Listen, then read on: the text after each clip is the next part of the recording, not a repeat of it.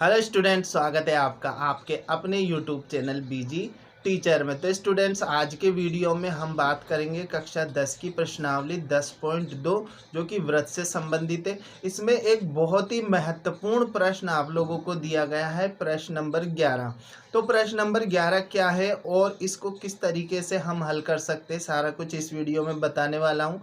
बस आप लोगों को वीडियो के आखिरी तक बने रहना है। वीडियो पसंद आए तो इसको लाइक करना है, दोस्तों के साथ शेयर करना है, और अगर चैनल पर नए हो तो चैनल को सब्सक्राइब करना है ताकि अगला वीडियो आप लोगों तक पहुंच पाए। तो देख लेते हैं सवाल क्या है। तो सवाल है, सिद्ध कीजिए कि किसी वृत्त के परिगत समांतर चतुर्भुज एक समचतुर्भुज होता है।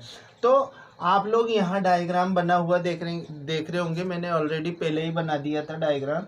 तो इस तरीके से एक वृत्त है, उसके चारों तरफ जो आप लोग चतुर्भुज देख रहे हैं वो है समांतर चतुर्भुज। इस चतुर्भुज को हमें सिद्ध करना है समचतुर्भुज।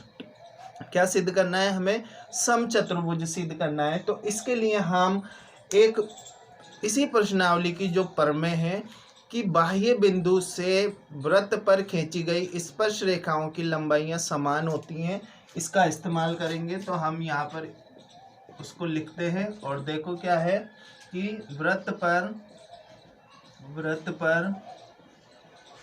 बाह्य बिंदु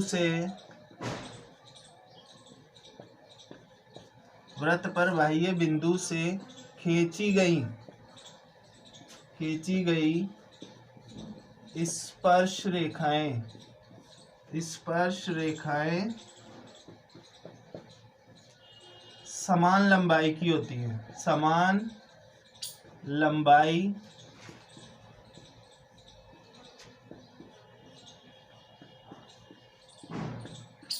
होती है। अब यहाँ पर ए, बी और सी और डी ये क्या है? वृत्त के बाह्य बिंदु हो गए, और इन पर जो स्पर्श रेखाएं वो हो गई A Q, A P, B Q, B R, C R, C S और डी एस और डी पी। अब इसको हम इक्वल बताएंगे तो हम यहाँ पर लिखेंगे ए क्यू बराबर ए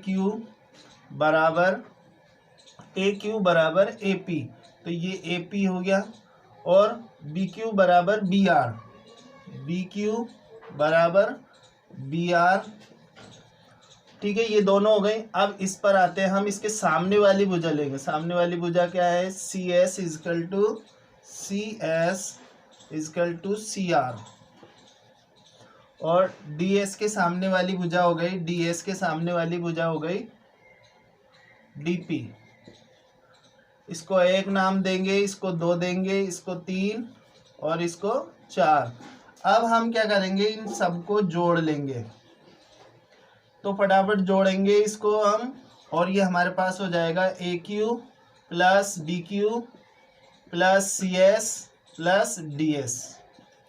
इस तरीके से जोड़ लेंगे। दायां पक्ष दाएं में जोड़ेंगे, बायां पक्ष बाएं में जोड़ेंगे। तो दायां पक्ष को हमने जोड़ लिया, बाएं पक्ष को जोड़ेंगे। तो यहाँ पर हो जाएगा A P plus B R, ठीक है, plus C R plus D P. अब यहाँ पर अगर हम देखें तो A Q plus B Q मिलकर क्या बना रहा है? A Q plus B Q मिलकर बना रहा है टोटल लंबाई B A B, plus C S plus D S मिलकर क्या बना रहा है? C S plus D S मिलकर बना रहा है सी डी बराबर।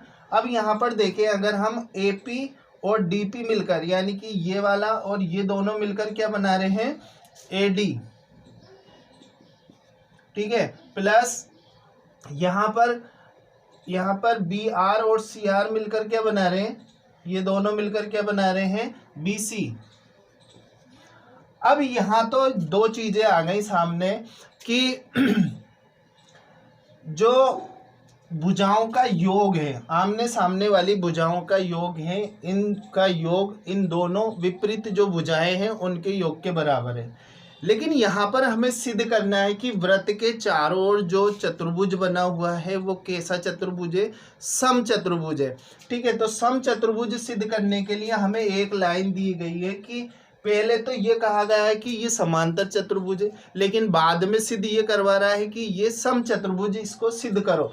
तो हम इसका इस्तेमाल करेंगे समांतर चतुर्भुज का। अब समांतर चतुर्भुज की क्या विशेषता होती है? समांतर चतुर्भुज की विशेषता आप लोगों को पता होनी चाहिए। समांतर चतुर्भुज की विशेषता क्या होती है? तो इसको आप लोग ऐसे कह सकते हैं कि जो समांतर चतुर्भुज होता है उसके आमने सामने की यानी कि अपोजिट साइड्स आर इक्वल, यानी विपरीत जो भुजाएं होती हैं वो कैसी होती हैं? बराबर होती है। तो ए बी के बराबर क्या आ जाएगा? ए बी के बराबर हो जाएगा सी डी, ठीक है। और बी सी के बराबर क्या हो जाएगा? बी सी के बराबर हो जाएगा यहाँ पर ए डी। तो ये समांतर चतुर्भुज के लिए हो गया। ये समांतर चतुर्भुज में विपरीत भुजाएं कैसी हो गई? बराबर हो गई। तो अब क्या करेंगे हम? इसका इस्तेमाल इस जो हमारा फाइनल रिजल्ट आया था जोड़ने के बाद उसमें करेंगे। तो हम यहाँ पर क्या करेंगे? देखो, समांतर चतुर्भुज में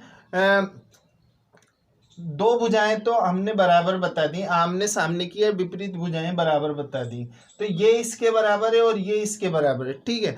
अब हमें, अगर हम ए बी को बी सी के बराबर बता दें तो इसका मतलब ये होगा कि जो भुजाएं हैं वो आपस में बराबर हैं, ठीक है। तो हम यहाँ पर इस्तेमाल करेंगे सी डी के बराबर रखेंगे ए बी। सी डी के बराबर हम क्या रखने वाले हैं? ए बी रखने वाले हैं। ध्यान दीजिए, सी डी के बराबर हम ए बी रखेंगे, ए बी, क्योंकि हम इस भुजा को इसके बराबर बता रहे हैं, ठीक है। तो यहाँ पर हो गया ए बी। अब यहाँ पर हमारे पास बी सी तो है, तो ए डी के बराबर यहाँ पर दे रखा है हमें बी सी। तो यहाँ ए डी के बराबर भी हम बी सी रखेंगे, B C plus B C.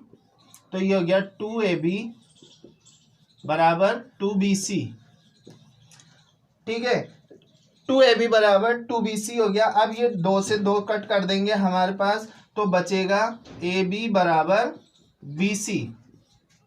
तो अब देखो यहाँ पर AB बराबर CD है, यानी कि AB बराबर CD है और BC बराबर AD है, BC बराबर AD है, ठीक है। अब AB बराबर हमारे पास BC आ गया, तो इसी प्रकार लिखकर इसी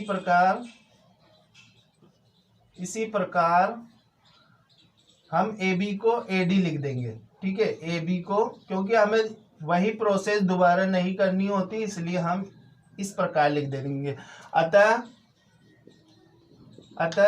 चतुर्भुज कैसा है? चतुर्भुज एक चतुर्भुज समचतुर्भुज है, समचतुर्भुज।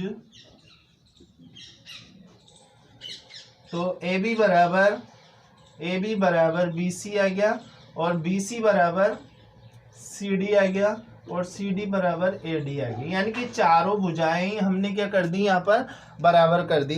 तो ये बहुत ही इम्पोर्टेंट प्रश्न था आप लोगों के लिए और मैंने इसको बहुत आसानी से हल करना आप लोगों को सिखाया। आप लोग इसको नोट करिए और एक बार इसका रिवीजन करिए, बहुत अच्छे से समझ में आप लोगों के आ जाएगा। और इस प्रश्न के आप लोगों के बोर्ड के एग्ज़ाम में आने की संभावनाएं बनी रहती हैं और हो सकता है कि इस बार भी ये प्रश्न आप लोगों से पूछा जाए, तो इसकी अच्छे से तैयारी करिए। और अभी तक आप लोगों ने अगर चैनल को सब्सक्राइब नहीं किया है तो चैनल को सब्सक्राइब कीजिए, साथ में बेल आइकन को प्रेस कीजिए ताकि इस तरीके की वीडियो आप लोगों तक पहुंच पाए। मिलते हैं अगले वीडियो में, तब तक के लिए गुड बाय। और कोई अगर जानकारी लेनी हो तो कमेंट्स ज़रूर करिए। धन्यवाद।